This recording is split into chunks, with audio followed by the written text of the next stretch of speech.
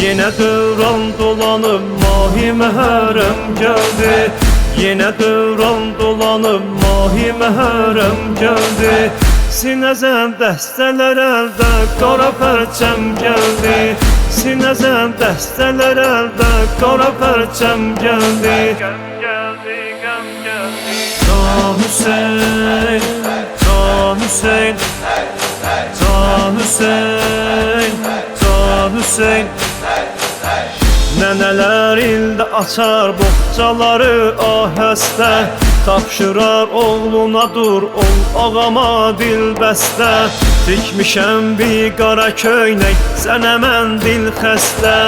Geyaru sinəvə vur mövsümü matəm gəldi.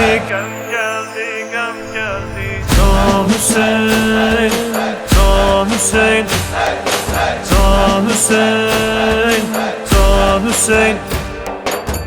Onlar elanı əzaşiyə digər dağlarlar. Dildə Abbasın adı başa qara bağlarlar. Kim danırsa su sözü təkdə baxıb ağlarlar.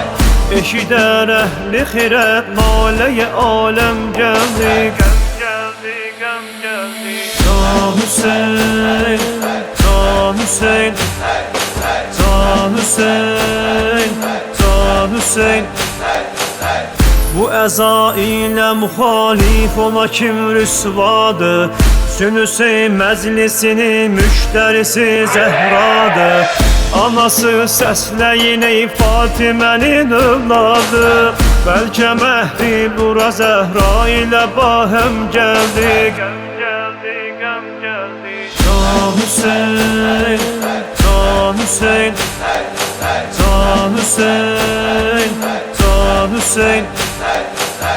Zeynəbin yandı bu ay qəlbi qəmi həsrətdə. Əli qardaşdan üzüldü xanımın qürbətdə.